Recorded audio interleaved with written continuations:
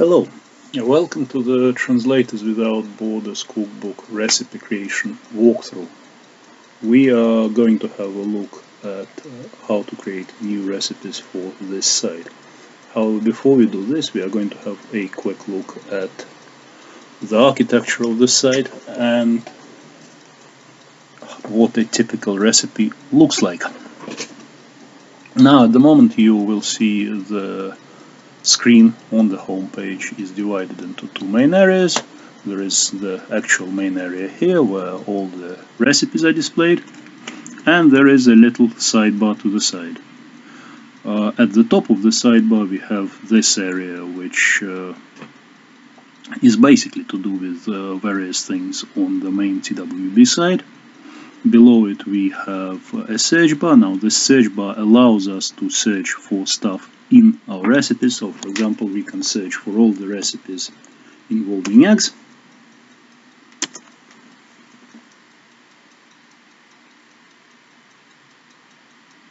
And here they all are.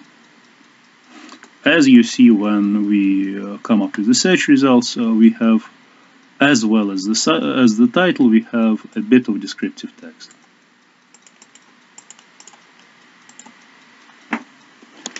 Below the search bar we have tags, which are kind of vague labels that people attach to recipes. So this can be anything. This can be a particular type of ingredient like apples. This can be a particular type of dish like biscuits.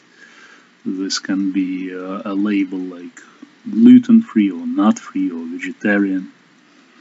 And again, any one of those things will pull up a list of recipes that have that particular label. So for example, if you look for vegetarian, again we see something quite similar. Underneath the tags we have cuisines, which is basically where the dishes are from, so we can have a look at all the French dishes, for example. And again we have quite a similar screen. And under the cuisines we have ingredients, where we can filter stuff by specific ingredients. So for example, we can have a look at all the recipes that have butter in them. There we go. Now, there is one more thing you need to know at this point about the architecture of the site, which is this menu up here. The recipes, this menu pulls out a little sub-menu which also classifies recipes, but in this case it classifies them by the type of course that they belong to. So for example, if we pull up all our main courses, this filters out anything that is not a main course. So it filters out cakes, it filters out bread, and so on and so forth. Very briefly about the other two items on the menu. The About item contains information about this site itself and about Translators Without Borders, and Get Involved is basically an email form. Now, without any further ado, let's get cracking. To create a new recipe, I will need to log in as a registered user, and in order to do that, I go to the address bar of my browser and to the main address of the cookbook, which is cook.translatorswithoutborders.org. I add /login, all lowercase, all in one word.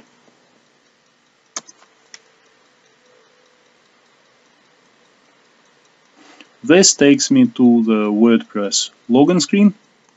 And as you see, there is this white rectangle here, and we want the second of the two options, login with username and password. I am not going to log in with my admin account. I am going to log in with an editor account that I've created. The difference is that an admin can change pretty much anything about the site, including how the site looks, what the architecture of the site is, and so on and so forth. An editor can only edit content. So an editor can, for example, add a new recipe or delete an existing recipe. An editor can edit pretty much any recipe, but an editor cannot, for example, decide to display the recipes in 2 columns instead of 3.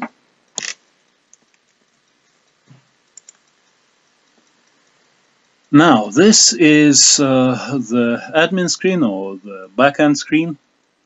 Exactly what you see at this point will depend on what you have logged in as, what sort of a user role you have. As I mentioned earlier, I logged in as an editor rather than an admin.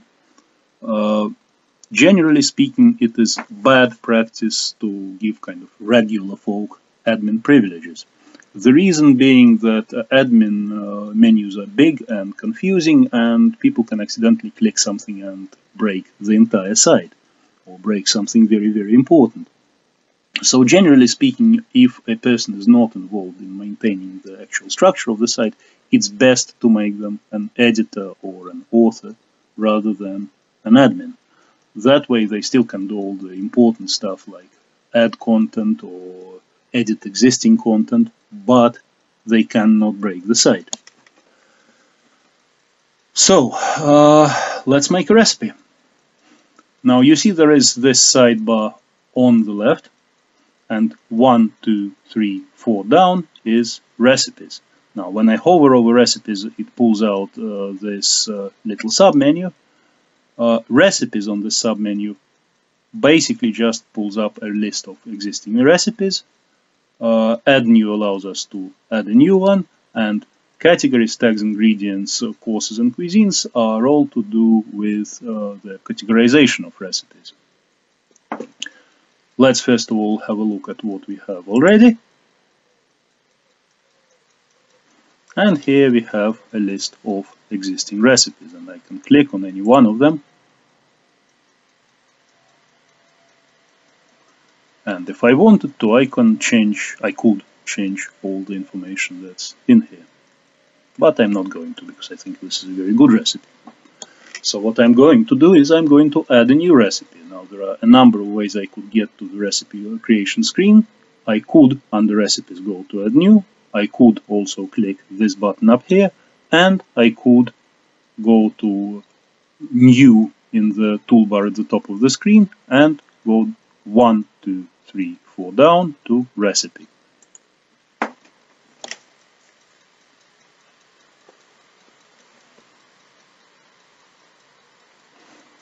And here we have our recipe creation screen. Now, it's a bit intimidating at first sight, but hopefully by the time we are finished, you'll see what does what. The first thing we are going to do is enter a title, and we are going to be making a very complicated dish.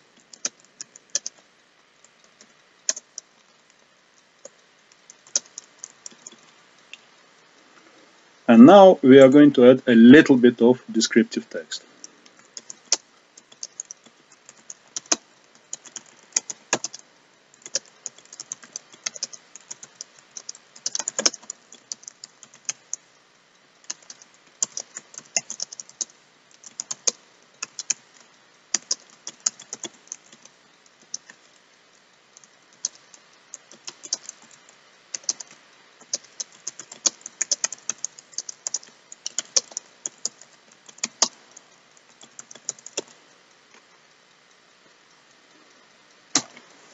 There we go.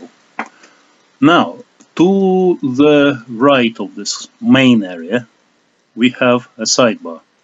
And at the top of the sidebar, we have these two important buttons. We have Save Draft and Preview. Now, Save Draft allows me to do pretty much what it says on the tin. Save a draft so that I can come back to a specific recipe at a later point and finish whatever I was doing without a half-finished recipe hanging on my site. So a draft recipe is not published to the main site. And I'm going to do this now. There we go, we have a saved draft. And I can also have a look at a preview. I can have a look at what my recipe looks like so far.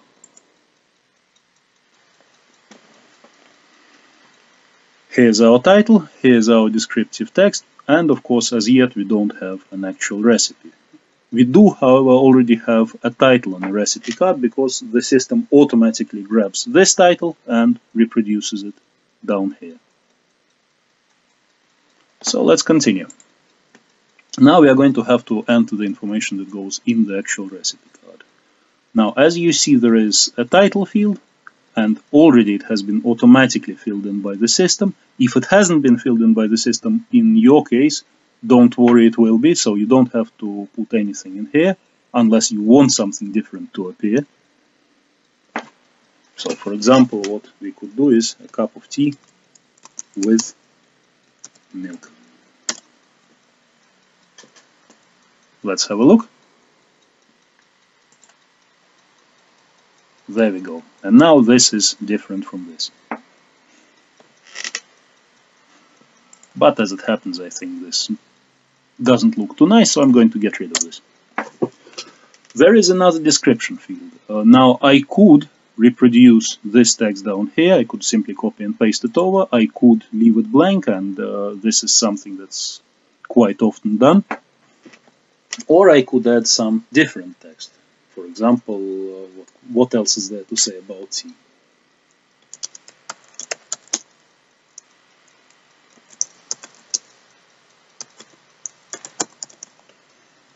How about this? Beneath the description field we have these stars. Ignore them. This is a premium feature. We haven't paid for it, so it does absolutely nothing. Below the stars we have servings now. A cup of tea ordinarily serves one person. Under this we have prep time. Now I'm not entirely sure what they mean by this, but what I think this is the time that it takes to prepare the ingredients before you set them to cook, before you set them in an oven or to boil, or in our case to stew. So how long does it take to find a tea bag and boil a kettle? Well, I'd say 2 minutes is probably plenty.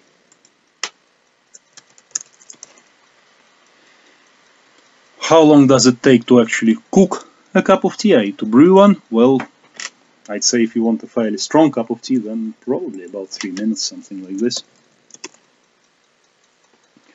Now, all of those 3 minutes are passive time. You don't need to stand there and stir your tea. You can go away and do something else and come back 3 minutes later, and you'll have a cup of tea, hopefully. Now, in each case, you'll see we have a number followed by a unit. Now it's time to add some ingredients, and the most important ingredient in tea is tea leaves. And we are going to be lazy, we are going to use a tea bag, one tea bag specifically, and I'm also going to add a little node to do with this ingredient. What is there to say about tea? Well, I could recommend a particular variety, I suppose, so how about...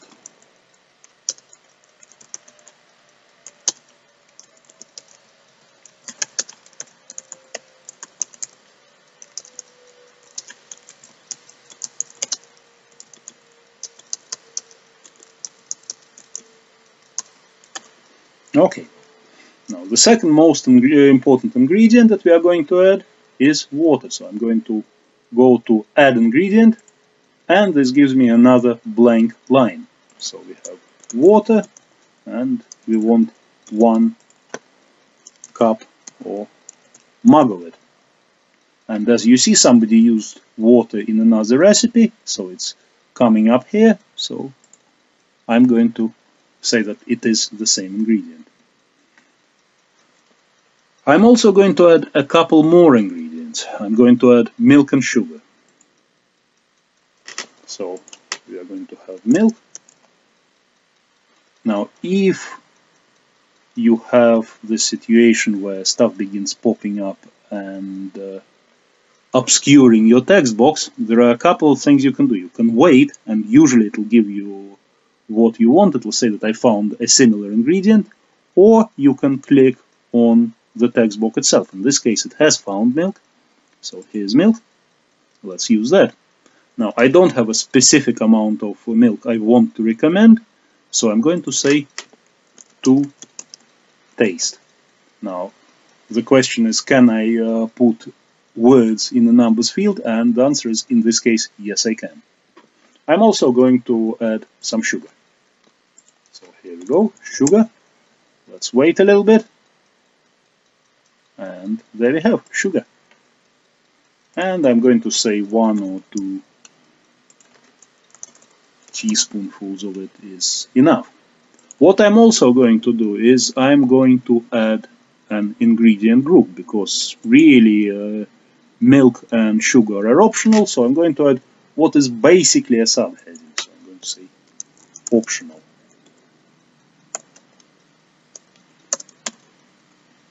And now I'm going to move milk and sugar under this subheading. To move an ingredient is very, very easy. All I do is hover over these arrows, click, drag, drop. And I'm now going to do the same thing with the sugar. Click, drag, drop. What happens if I want to delete something? Well, it's very easy. I just click this little red stop sign to the right, and it's gone. Now, as it happens, I do want the milk, so I'm going to add it back. Milk. Wait a little bit. Have a think about it. Ooh, it decided to do something completely different. Oh no, it hasn't. There we go. There's milk. And to taste. And I'm going to move it back above the sugar. I could also move it above the water, but I have strong opinions on this. I think this is very, very wrong, and I'll explain why later. Now we can have a look at what we've got so far before we get onto the instructions. So I'm going to save draft again.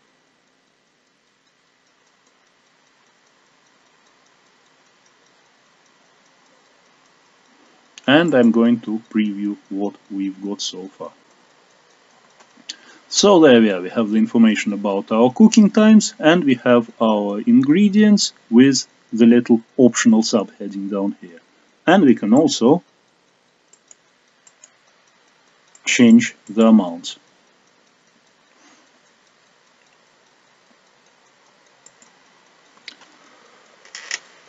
Now let's get on with the actual cooking. So the first step I'm going to have in my instructions on how to make a cup of tea is find a tea bag. I'm going to now add another step, add an instruction down here.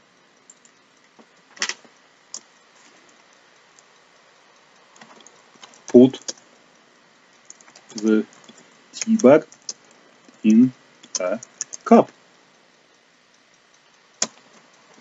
I'm going to add another instruction now.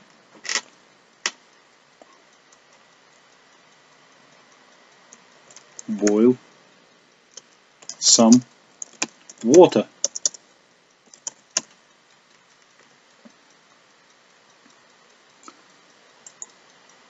After that, we are going to pour the boiling water into, well, boiling, let's make it hot. It's a bit of an overstatement, isn't it? Pour the hot water into the cup. Now, this is a very technical step, so first of all I'm going to be a little bit more specific than this.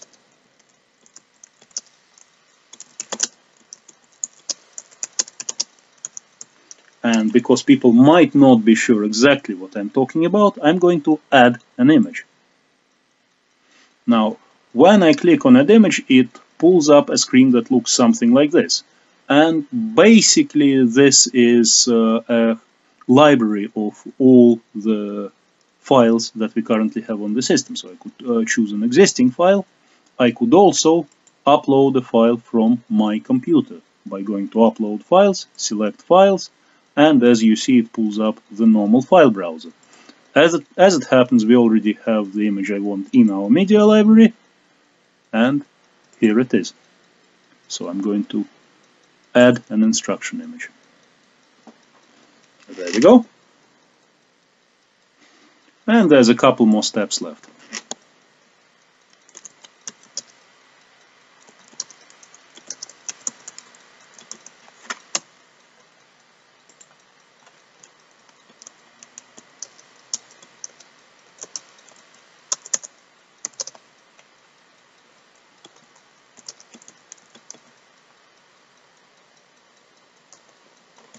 And one more. There we go. Now we are pretty much done. But I'm going to add a particular note about this recipe. As I mentioned, I have strong feelings about about what should go in first, the milk or the water, and I'll explain why.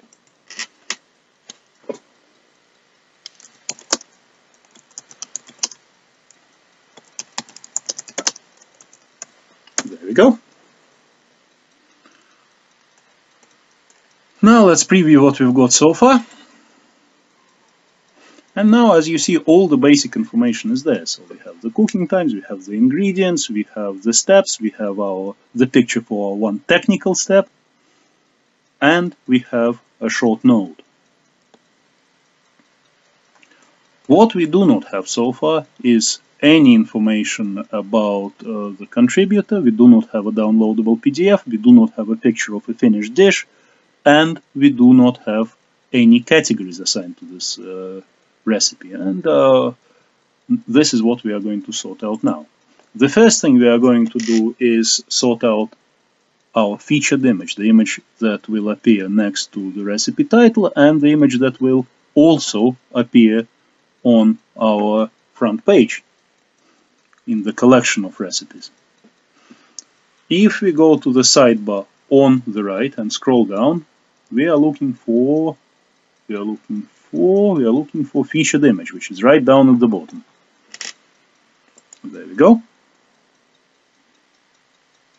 And we are going to add this image of a finished cup of tea. And if we have a look at what our recipe looks like now, here's our picture of a cup of tea as a finished dish.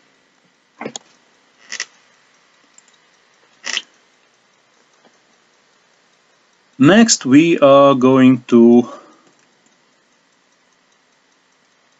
add some information about the contributor. So if we scroll down to this contribute area, the first thing we are going to do is add a name, and the name we are going to add is Saint Jerome, who is the patron saint of translators. I don't honestly know how he felt about tea, but I have a picture of him. And here we go. This is the picture we are going to add. And we are also going to write a short blurb about Saint Jerome.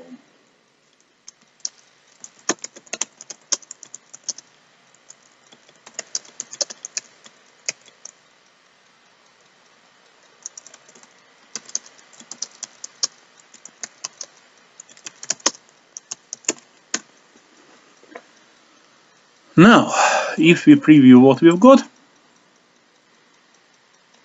here we have our contributor information, and as you see we have a slight formatting problem which we are going to sort out in a second. And the easiest way to sort out something like this is basically just to use a taller image, so to use a portrait rather than a landscape image, which is exactly what we are going to do. So we are going to get rid of this existing image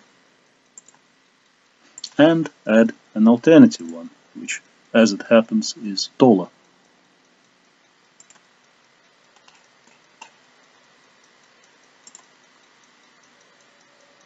And here we go. No problem at all.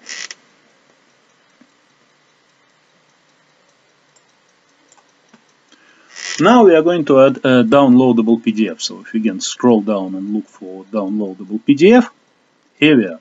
Now this is where things get a little bit complicated because you need to add two separate files. You need to add the actual PDF file and you also need to add a picture, and I'll explain why in a second. Now I don't actually have a PDF file for this recipe because it seemed a bit mean to bother Chris over something this trivial. So I'm going to add a PDF file from another recipe. How about frittata? There we go. Now, if I go to the preview now,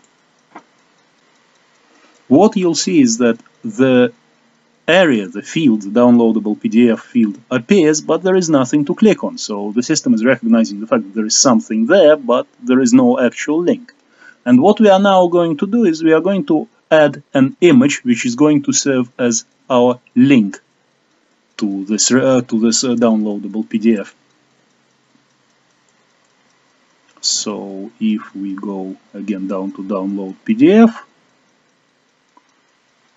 add image, and we want the image of the recipe. I think this is it. This is the frittata, isn't it? It doesn't hugely matter. But here we go. And now, if you preview, here we go.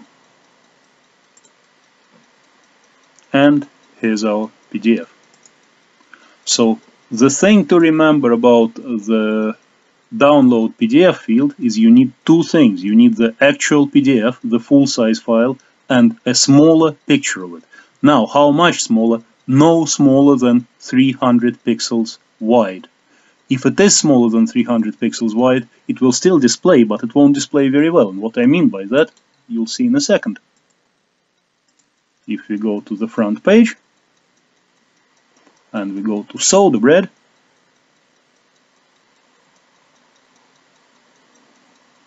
because our image is quite small, when it is blown up to this size, it just doesn't look terribly nice. It still works, of course. So here's our downloadable PDF itself. So now that we are done with pretty much everything apart from the categorizations, let's sort out the categorizations. So if we scroll to the top of the page, under this little square with the Save Draft and Preview buttons, we have a number of areas which are all to do with the labels we can assign to a particular recipe. Now, this little category box you can basically ignore. It doesn't do a huge amount at the moment. So, under categories we have tags. What are tags? Well, tags, as I mentioned earlier, are sort of vague labels that people assign to things. So if you have a look at the sort of tags that people already use, we click on choose from the most used tags and we pull down this little box here.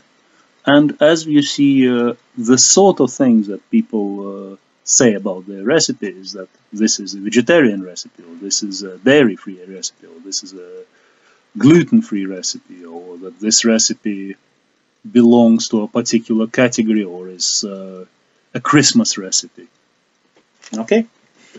Now, what can we say about tea? Well, it's gluten-free, it's nut-free, it's vegetarian, and I'm also going to add a new label. It's also herbal. Add. After the tags, we are going to define what sort of a course a cup of tea belongs to, and I'd say that it's fair to say that it's a breakfast drink. Not exclusively, of course, but that's one of the things it could be. And I'm also going to add a new course. I'm going to say that it is a drink.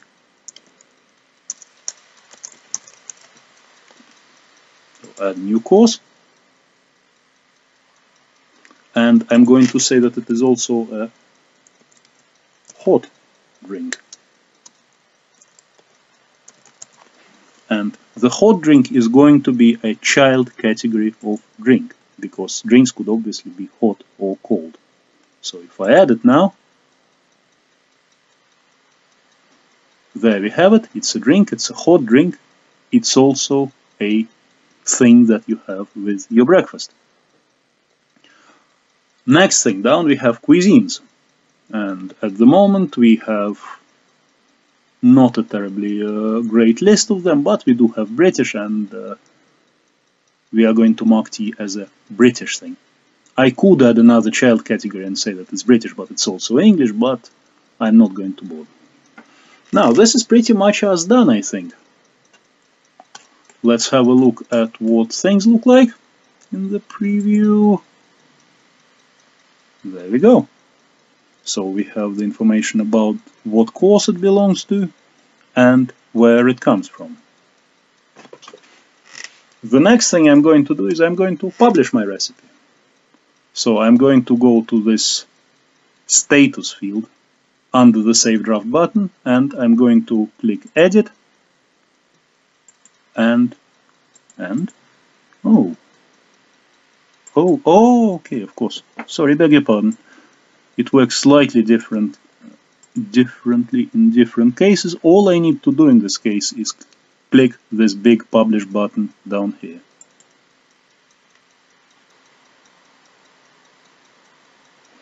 And now, hopefully, it should be published. It should be published to our main site. Let's have a look whether it is or not.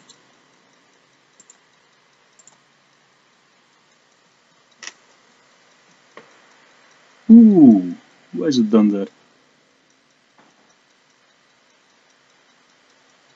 Well, for whatever reason, our system does not like images that are in landscape, so we are going to change it to a different image of a cup of tea. And the way I'm going to do it is I'm going to go to the recipe itself,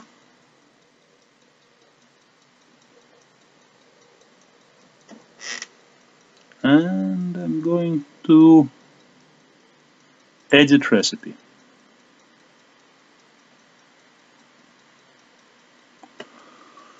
Now let's have a look what's going on here. First of all, I'm going to remove the existing image, and I'm going to try, first of all, I'm going to try and edit it.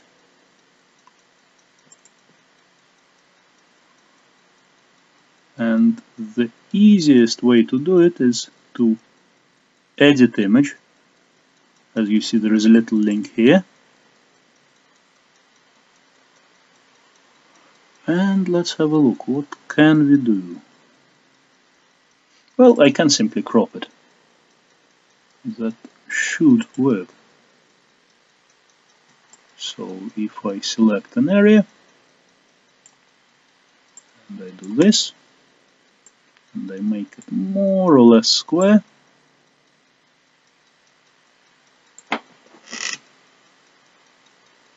and I crop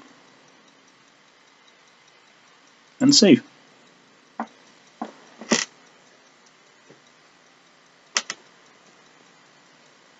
Okay, I'm going to set that as a featured image. Now let's have a look at what things look like now. Do I need to update things? I probably do.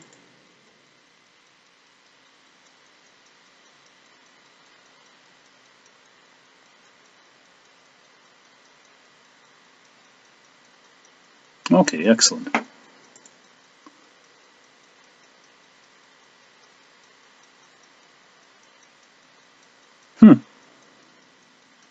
And it's not done anything. Well, that's interesting. Let's try again.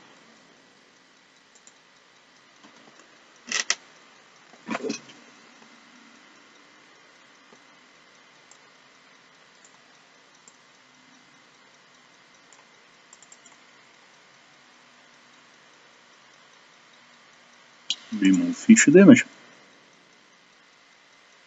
Set featured image.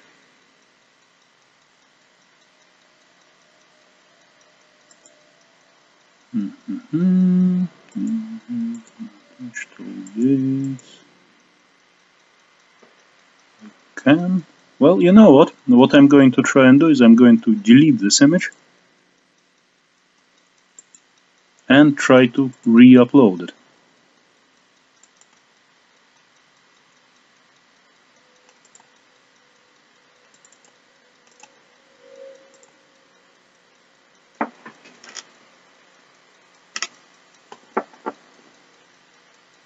And I'm going to have a look at whether I can edit it now.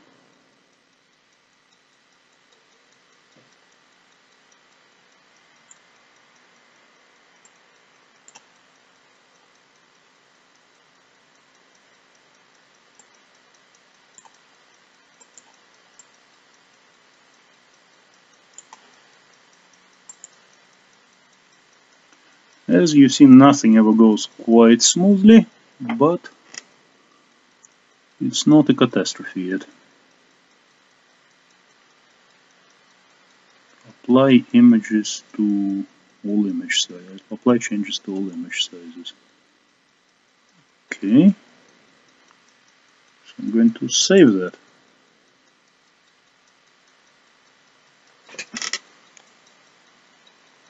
Has it actually saved it?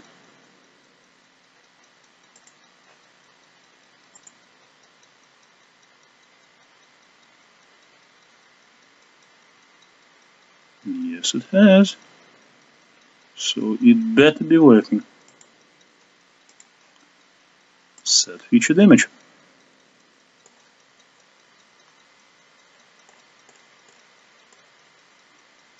And update.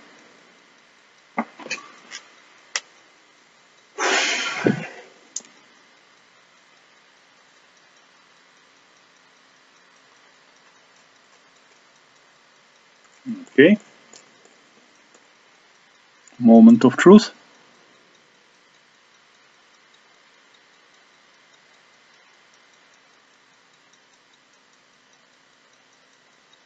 No, just doesn't like it. I have a feeling that it just wants a bigger image. So we are going to give it a bigger image.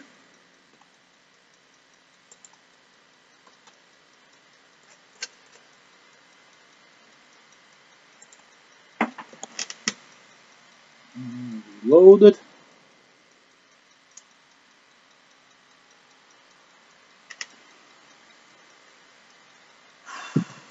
Get rid of this.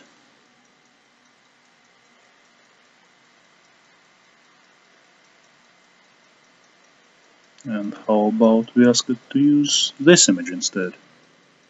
Or no, let's use a bigger one. How about we give it this image? So set featured image.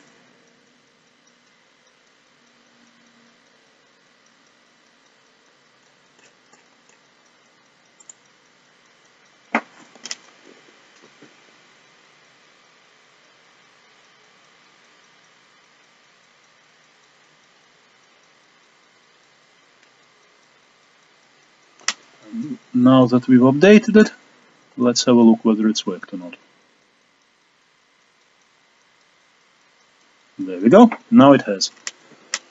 Now, I'm afraid WordPress is quite temperamental about stuff like this, and in some cases you just have to see what works by trial and error. Now, this is pretty much as done. There's one thing left to do at this point. You might remember that we added a new recipe category. In fact, we added two new recipe categories. We added drink and hot drink to our courses nomenclature, and at the moment it does not appear in the menu. So we need to add it to the menu. Of course, at the moment I am an editor rather than an admin, so I cannot do things like that. So what you would have to do at this point is email the admin and say that you've added a new category and you would like it added to the menu. And that's it. We are done.